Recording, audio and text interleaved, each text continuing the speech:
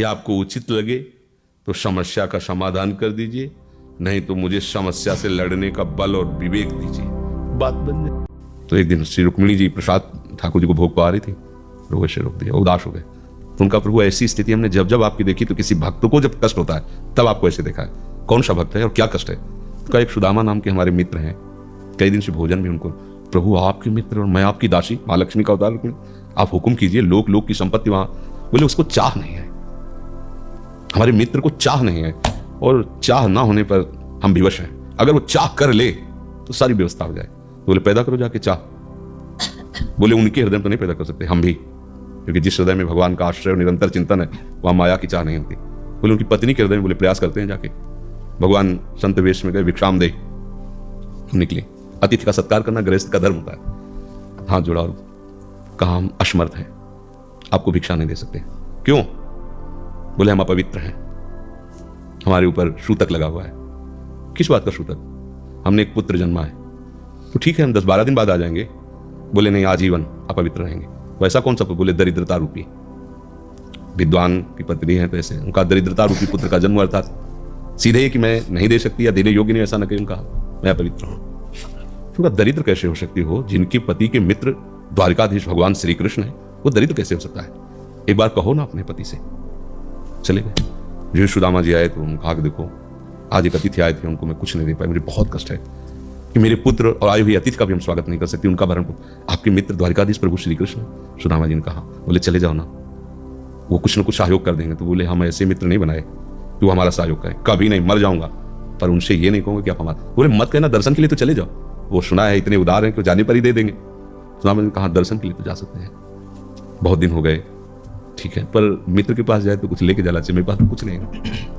पड़ोस में जैसे किसी से मांगने गई तो, अरे समय जब बिगड़ता कोई नहीं होता साथ। एक ने थोड़ी उदारता दिखाई तो चावल पछोड़ने पर जो आगे कणका होते चावल के, जो प्राय वो लिए सुदामा जी ने कहा हमारे प्रभु भाव के मुख है, कुछ ले जाएंगे, खाली हाथों नहीं है। पोट्री में सारांश में बता रहे, द्वारपालों ने देखा कि हड्डी हड्डी शरीर में कई जगह से फटे वस्त्र, बीमारी फटी हुई, तो दिखाई दे रहा था दरिद्रता की मूर्ति है। तो उनका किससे मिलना है तुमको? तो उनका श्री कृष्ण से। बोले संभाल के बोलो, क्योंकि पार्षद है, अनंत कोटि ब्रह्मांडों के नायक प्रभु के, ऐसे बोले कोई श्री कृष्ण वैसे गली आए उनका जाके तो तुम बोलो ना, श्री कृष्ण से जाके कह दो कि एक सुदामा नाम के ब्राह्मण आए हुए। पार्षद प्रभु बड़ा अजीब आदमी है, आपका नाम बिना किसी सभ्यता के ले रहा है। वो कह रहा श्री कृष्ण से कह, सुदामा कूद पड़े, भगवान दौड़े। वो पार्षद वो सब की ब्रह्मा जी शंकर जी आते हैं तो वहां खड़े रहते हैं घंटों, तो भगवान ऐसे भागे सुदामा जी को पता चला हमारे रुक्मिणी जी के महल में, रुक्मिणी जी के पलंग पर बैठाते हैं, स्वयं चरण पखाते हैं सब। अब ये वैभव, क्या हालचाल है, कैसे हो? तो आप सब जानते हो, आपकी बड़ी कृपा है। तो ब्याह हो गया, हाँ ब्याह भी हो गए, बच्चे भी हो गए। हमारे पास आए तो कुछ तो लाए ही हो गए। अब वो सड़े से कपड़े में चावल कैसे बड़ी बड़ी वो वैभव, महारानियां सब भगवान का।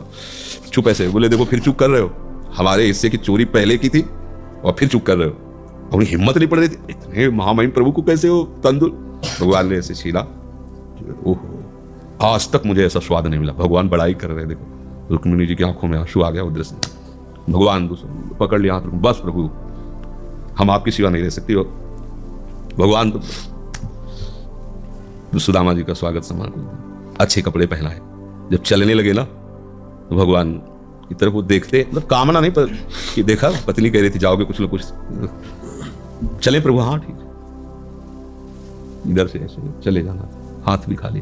प्रभु ने कहा देखो ये कपड़े जो है ना महंगे हैं, रास्ते में तुम्हें चोर बदमाश, तुम अपनी पोशाक पहने उनको उतार दो। बोले बड़ी कृपा, कपड़े भी उतार रहे और रास्ते में सोचे जा, देखो निगेटिवली सोच रहे, मेरे श्री कृष्ण मुझे कितना प्यार करते हैं, उन्होंने इसीलिए नहीं दिया कि ये दरिद्र कहीं संपत्ति पाकर मतवाला होकर मुझे भूल न जाए, मुझे कितना प्यार करते हैं। प्रभु के प्यार में मगन होकर सुदामा पूरी खड़ी जैसे द्वारिका। तो उनको भ्रम हुआ कि मुझे लगता है चलते चलते मैं पुनः द्वारिका आ गया। वहां पूछ रहे हैं कि ये किसका है। भगवान के पास विधाता है, उनका प्रभु तो गलत हो गया, इनके भाग्य में हमने लिखा था क्षय श्री, ऐश्वर्य का नाश, जीवन में नहीं ऐश्वर्य, क्षय श्री। भगवान ने उसका उल्टा कर दिया यक्ष श्री।